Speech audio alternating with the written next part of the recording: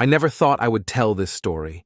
Every time I revisit these memories, they feel like shards of a broken mirror, sharp, painful, but necessary to understand the whole picture.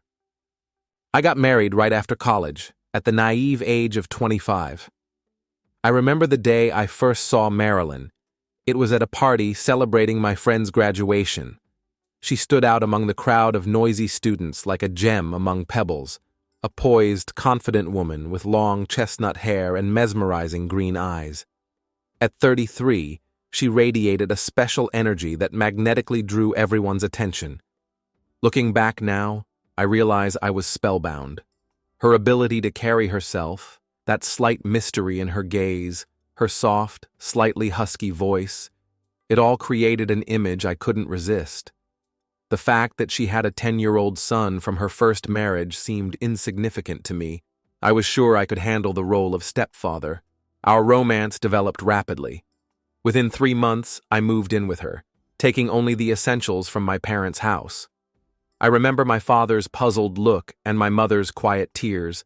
They thought I was making a mistake getting involved with an older woman, especially one with a child.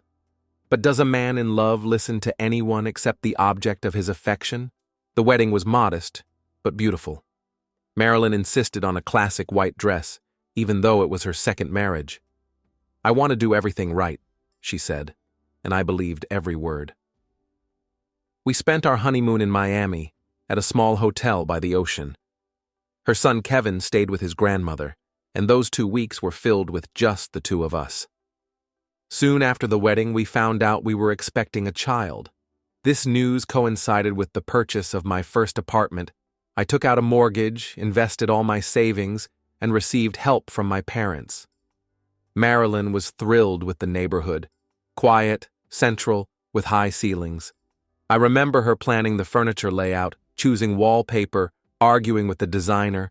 Her eyes sparkled, and I was happy to see her so inspired.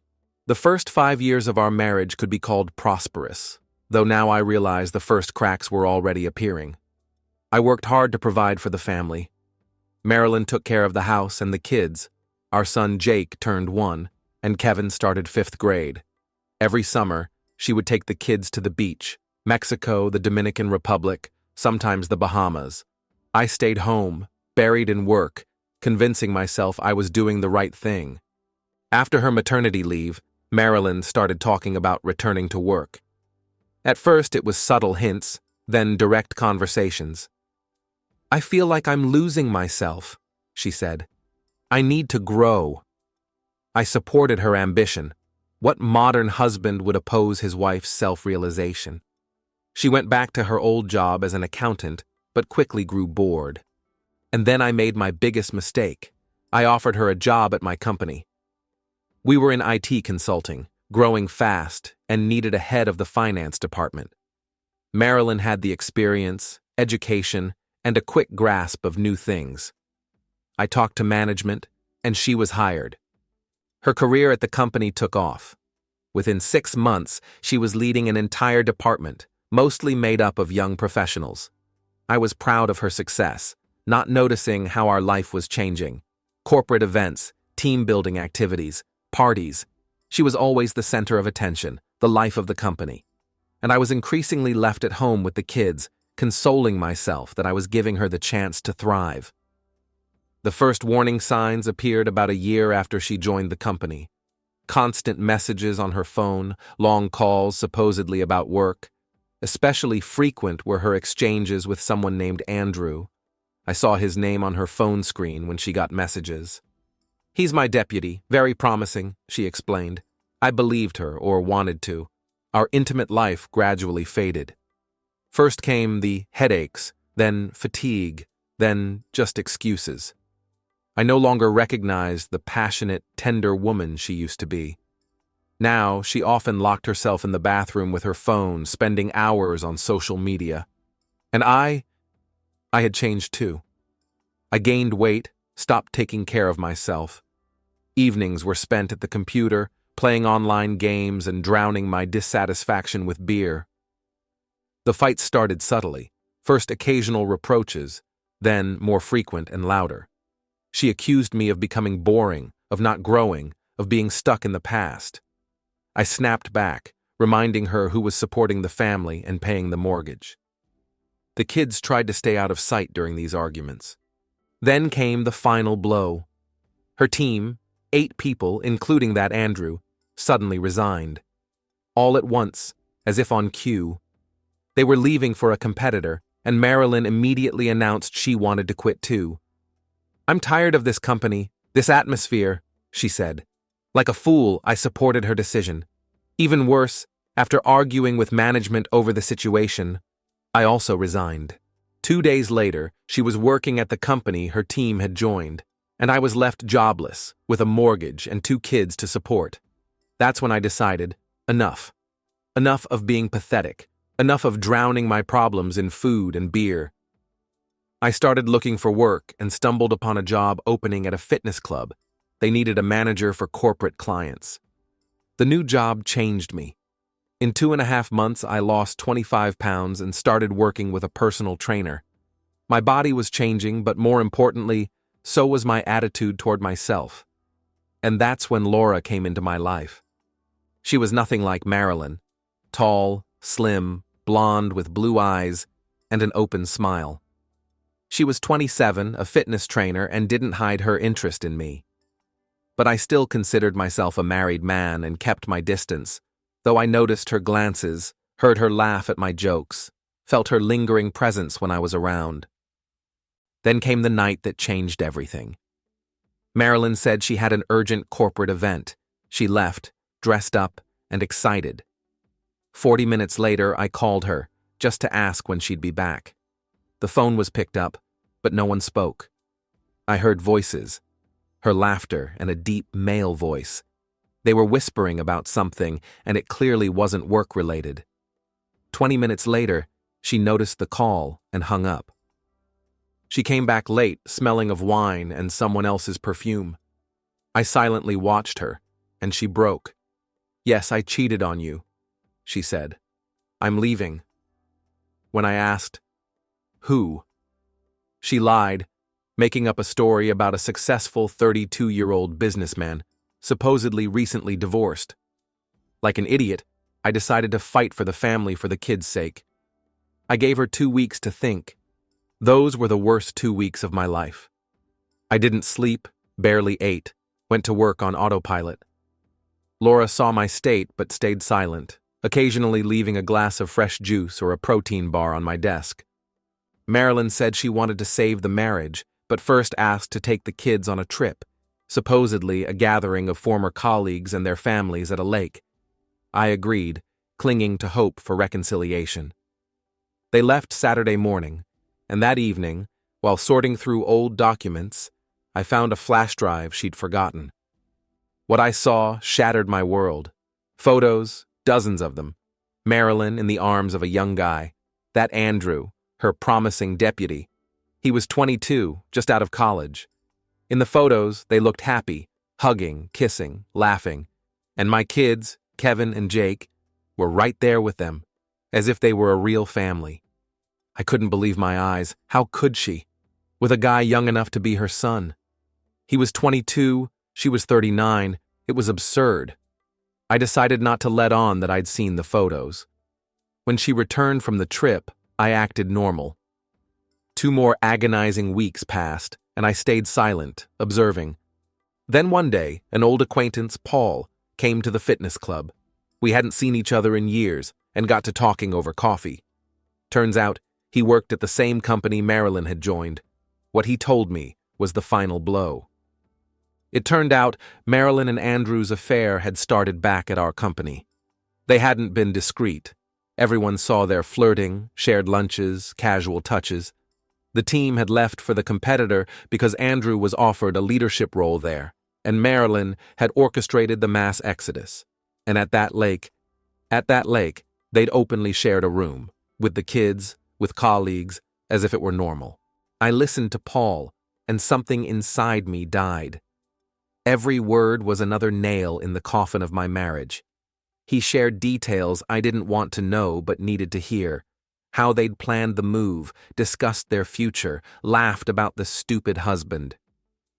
The day after talking to Paul, I met Laura again. She looked at me with her honest blue eyes and asked, "Are you finally ready to tell me what's bothering you?" In that moment, something shifted in my soul. I realized I was tired of pretending, tired of enduring the lies.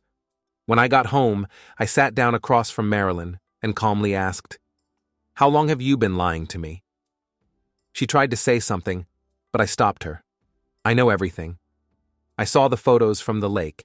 I know about Andrew. I know it all." She paled, but said nothing. I silently packed her things and left them in the hallway. "You made your choice a long time ago," I said. "Now it's my turn." She cried, started talking about the kids, how Jake needed a father, how Kevin was used to me. "Did you think about the kids when you took them to the lake with your lover?" I asked quietly. She fell silent, as if hitting a wall. That night, I didn't sleep. I sat in the kitchen, scrolling through photos on my phone, our wedding, Jake's birth, first steps, family holidays. Each photo brought pain, but I forced myself to look. I needed to understand when things had gone wrong, when we'd lost each other. The next morning, I filed for divorce. Marilyn didn't fight it, only asked to keep the apartment. I refused. The mortgage was in my name. All payments came from my account. "Stay with your mom for now," I said, "or with your Andrew." The battle for the kids began. Kevin, now 15, decided to stay with me. "You're normal," he said simply. "Mom, she only thinks about herself."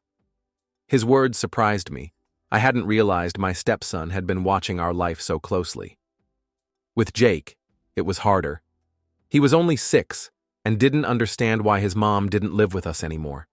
Marilyn demanded custody, threatened to go to court, but we eventually agreed on joint custody. Jake lived with me and spent weekends with his mom. The fitness club job became my salvation. I threw myself into sports, kept losing weight and building muscle. My colleagues noticed the changes, not just in my appearance but in my demeanor. I became more confident, calmer, as if I'd shed a heavy burden. Laura was there through it all. She didn't push, didn't try to replace Marilyn, just supported me with her presence. Sometimes we'd have lunch together at the club cafe, talking about work, sports, books. She turned out to be well-read, smart, with a great sense of humor. One day, she invited me to her yoga class. I'd never done yoga before and felt like a clumsy bear among the flexible students. Laura patiently corrected my poses, and her touch stirred something long forgotten. The divorce was hard, despite my resolve. Dividing assets, explaining to friends what had happened, seeing the pity in my parents' eyes. It was exhausting. But the worst were the meetings with Marilyn to hand over Jake. Each time she'd show up in a new car, a gift from Andrew, as she never failed to mention. I learned they'd moved in together almost immediately after our split. Andrew rented an apartment in an upscale complex, and Marilyn flaunted it at every opportunity. Her Instagram was full of photos of their trips, fancy restaurants, designer clothes. She seemed desperate to prove to the world she was happy. Kevin refused to see his mother. "She betrayed all of us," he said. I tried to explain that adults are complicated, that everyone has their own truth, but deep down I was grateful for his support. Jake struggled with the divorce. He started having problems at school, became withdrawn, often cried at night. I took him to a child psychologist and spent more time with him. Laura helped find him a karate class, and gradually he began to heal. 6 months passed. I barely spoke to Marilyn, only about Jake. From mutual friends, I heard her relationship with Andrew was falling apart. He wasn't ready to be a stepfather or commit to a serious relationship with an older woman. They fought often, and he started spending more time out with friends. One evening, Marilyn unexpectedly showed up at my place. The kids were at their grandmother's, and I'd just gotten home from work. She was drunk and looked exhausted. "I made a mistake," she said. "Maybe we can start over?" I looked at her and felt nothing. No anger, no pity, certainly no love. The woman who'd shattered my life was now a stranger. "Go," I said calmly. You can't go back to the past. The next day, I called Laura and asked her out. A real date, not just coffee between workouts. We went to a small Italian restaurant and talked about everything. For the first time in a long time, I felt truly alive. When I walked her home, she stopped at the door and looked into my eyes. "Are you sure you're ready for a new relationship?" I pulled her close and kissed her. It was a freeing kiss, a new beginning. A year passed. Much had changed. I became a co-owner of the fitness club, Kevin started college, and Jake won first place in a kids' karate tournament. Laura moved in with me, and the kids accepted her. She didn't try to replace their mother, just became a friend they could talk to. Marilyn and Andrew broke up. He left her for someone his own age, leaving my ex-wife heartbroken and insecure. She tried to return to her old job, but her reputation was ruined by the team poaching scandal. Now she works as an accountant at a small firm and no longer flaunts her life on social media. Sometimes I think about how one decision can change everything. My decision to hire my wife at my company, her decision to start an affair with a younger colleague, my decision not to turn a blind eye to the betrayal. Each choice led us to where we are now. But I don't regret anything. This story taught me so much. To value myself, not fear change, believe in better things, and most importantly, it led me to Laura, to a new life free of lies and betrayal. This morning, I woke up earlier than usual. Laura was asleep beside me, the sun lighting up her hair like gold. In the kitchen, Kevin was making breakfast. He always got up early to study before class. From Jake's room, I could hear his soft snores. I lay there thinking about how strange life is. Sometimes you have to lose everything to find true happiness. You have to go through pain and betrayal to learn to value honesty and loyalty. You have to hit rock bottom to find the strength to rise and become better.